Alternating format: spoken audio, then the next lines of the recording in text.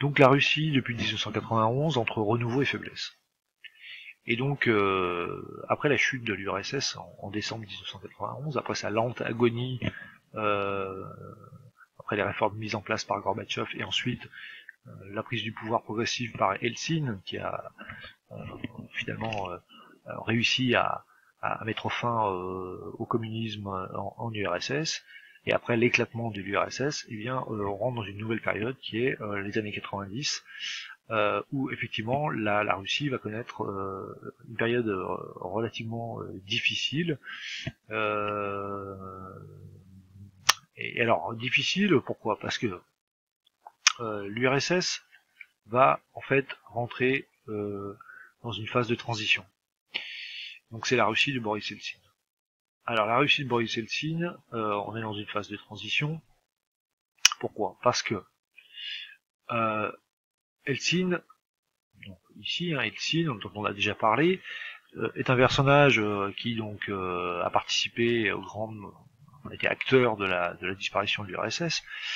Il devient président de la Russie en 1990, 91 pardon. Il est élu donc au suffrage universel. Il fait remplacer le drapeau soviétique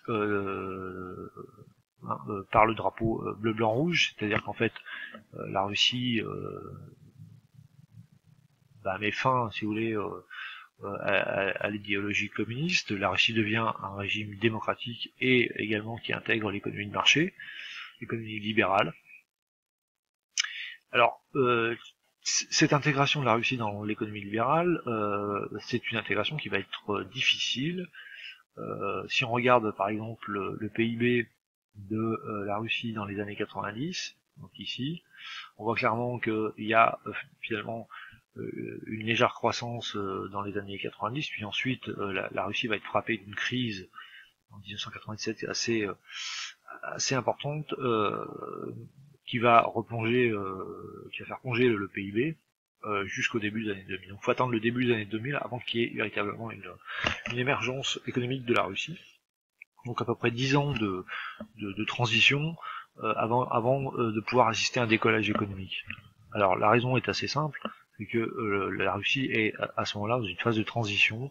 Elle passe d'une économie communiste à une économie de marché, et donc c'est une économie qui va souffrir énormément de la concurrence internationale, par exemple. Les entreprises russes ne sont pas prêtes à soutenir la comparaison avec les entreprises occidentales, qui elles sont productives. Et donc beaucoup d'entreprises russes vont disparaître. Ce qui va d'ailleurs faire exploser le chômage, qui n'était inconnu sous l'URSS soviétique. La monnaie russe va aussi s'effondrer, et en fait l'épargne aussi des Russes, une grande partie de l'épargne des Russes, c'est-à-dire de l'argent que les Russes avaient mis de côté, va disparaître à cause de l'inflation. Et donc c'est une période difficile pour la population russe, parce que le niveau de vie n'augmente pas, au contraire il a tendance à diminuer, alors que l'entrée dans la démocratie avait été vue comme un grand espoir pour ces populations russes qui étaient sorties de tant d'années de dictature communiste. Alors on voit que la crise sociale elle se manifeste par un effondrement de la natalité dans les années 90, qui avait déjà commencé dans les années 80 mais qui se poursuit dans les années 90.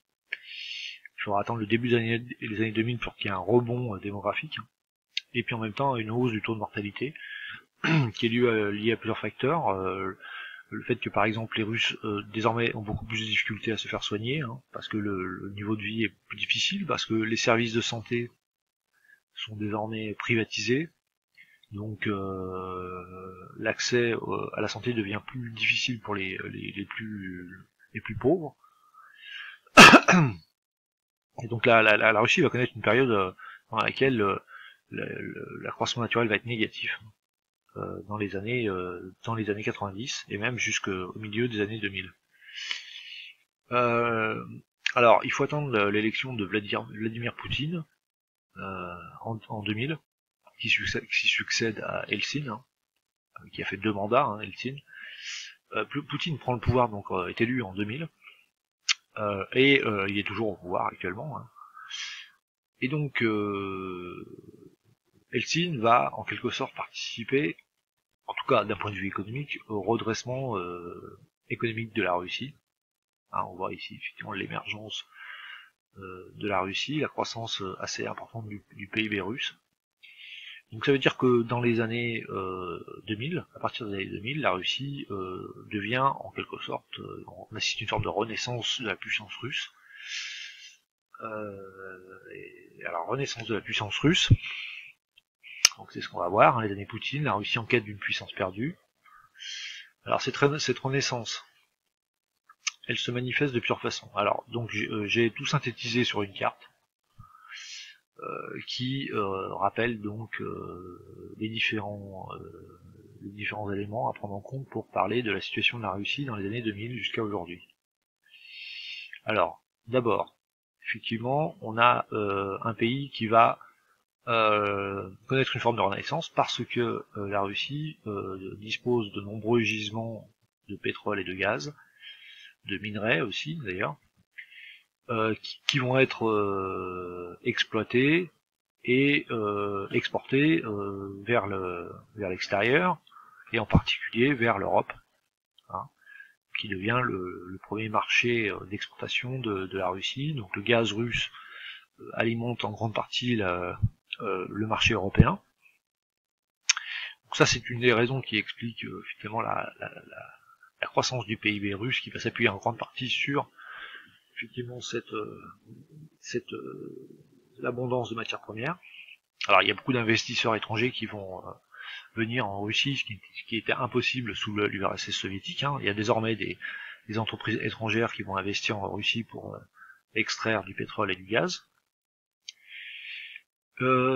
Cette Russie, qui d'un point de vue économique connaît une forme de renaissance, va également manifester de plus en plus la volonté d'affirmer sa puissance géopolitique et sa puissance militaire, notamment dans des régions qui sont situées aux frontières de la Russie, ce qu'on appelle l'étranger proche, d'accord, c'est-à-dire toutes les régions frontalières de la Russie qui auparavant appartenaient à l'URSS soviétique, et donc une volonté de reconquête de l'influence russe dans ces régions. Alors par exemple, la Russie va intervenir dans une région qui est l'Ukraine, militairement, pour finalement même annexer cette région, la Crimée, hein, ce qui lui permet d'avoir un accès à la mer Noire, et donc la mer Noire ici, et donc à la Méditerranée. Cette intervention militaire s'accompagne également d'autres interventions militaires, comme celle que Poutine va mettre en place en Syrie. Donc en Syrie, les Russes vont soutenir le dictateur Bachar el-Assad contre la rébellion contre ce dictateur, ce qui va permettre, alors c'est un choix plutôt gagnant pour les Russes, puisque Bachar el-Assad va mater la rébellion, et donc ça permet, si vous voulez, à la Russie d'avoir une certaine influence au Proche et au Moyen-Orient, influence qui avait disparu, hein, avec la chute de l'URSS. Une intervention également au Caucase, dans le Caucase, contre les séparatistes tchétchènes, les séparatistes musulmans qui voulaient donc sortir de la Russie, de cette région, hein, qui est une région à majorité musulmane. Donc une intervention militaire très brutale, hein, contre les Tchétchènes. Intervention aussi en Géorgie, ici. Géorgie, pourquoi? Parce que la Géorgie est un État qui est sorti de la Fédération soviétique, mais qui souhaite rejoindre l'OTAN, qui a montré des velléités d'indépendance et qui souhaite rejoindre l'OTAN. Et donc les Russes vont intervenir militairement pour empêcher l'intégration de la Géorgie dans l'OTAN. Alors, ce qu'il faut dire également, c'est que la Russie garde une influence politique très très importante dans deux régions, deux États, hein, que les Russes considèrent vraiment comme leur étranger proche, l'Ukraine et la Biélorussie. Alors, en Ukraine, les Russes soutiennent des séparatistes, hein, les séparatistes russes ici, les russophones, ils les soutiennent militairement. Hein, alors j'ai mis une petite flèche pour le symboliser. Hein, ils soutiennent donc militairement les russophones contre les Ukrainiens qui eux souhaiteraient plutôt être rattachés à l'Union européenne et à l'OTAN. Alors en Biélorussie, même chose, hein, soutien militaire et politique à la Biélorussie. D'ailleurs récemment, les manifestants qui réclament une véritable démocratie en Biélorussie, ont été fortement réprimés par le gouvernement autoritaire, et donc Poutine a apporté son soutien aux dirigeants biélorusses contre les manifestants, contre ceux qui souhaiteraient finalement plus de démocratie en Biélorussie. Voilà. Donc, et alors effectivement, renouveau de l'influence russe également aussi avec des accords économiques avec la Chine, hein, avec notamment l'OCS, l'accord de coopération de Shanghai, qui permet donc à la Russie d'avoir un partenariat privilégié avec la Chine. La Chine exporte des matières premières, des produits manufacturés en Russie, et la Russie exporte ses matières premières. Donc pour la Russie, la Chine devient un partenaire important.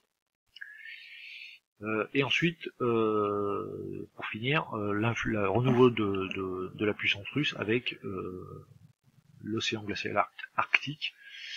Alors, l'intérêt de l'océan glacial arctique, c'est que c'est un océan qui est en train de se libérer des glaces à cause du réchauffement climatique. Donc, une nouvelle route maritime qui passe au large du littoral russe, qui permet d'avoir un accès beaucoup plus rapide à la Chine, par exemple, hein, à l'Asie.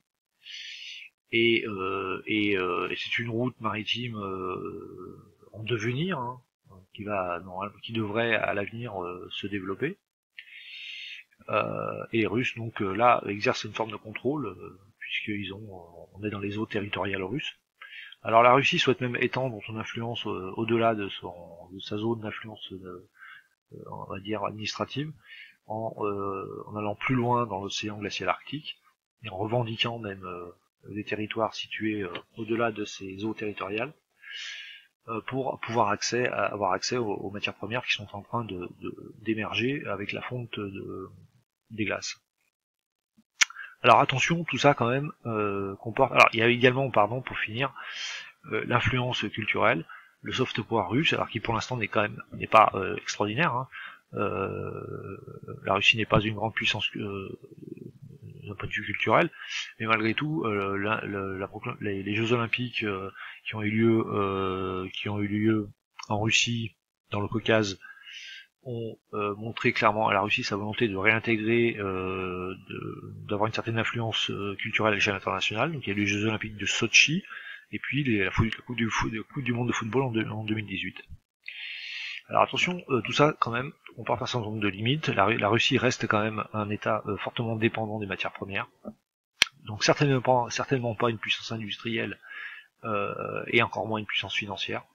Donc une économie qui reste déséquilibrée et qui est pour l'instant trop basée sur la rente pétrolière, sachant que le pétrole n'est pas une matière d'avenir, hein, parce qu'aujourd'hui les énergies renouvelables vont se développer, donc il va falloir que les Russes trouvent une autre façon d'assurer leur développement.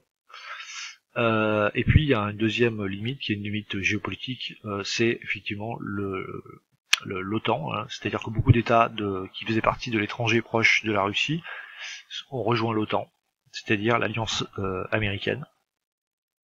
L'Europe, elle aussi, l'Union européenne, est une puissance qui constitue une limite au développement de l'influence russe, hein, puisque l'Europe s'est souvent positionnée contre les actions assez autoritaires du président Poutine. Des sanctions économiques d'ailleurs ont été prises par l'Union européenne pour par exemple punir la Russie de son intervention en Crimée. Voilà, donc une puissance qui quand même présente un certain nombre de limites. La Russie n'est pas encore une grande puissance économique. Elle a une influence certes en plein essor, mais elle doit faire face à des limites à la fois économiques, mais aussi géopolitiques.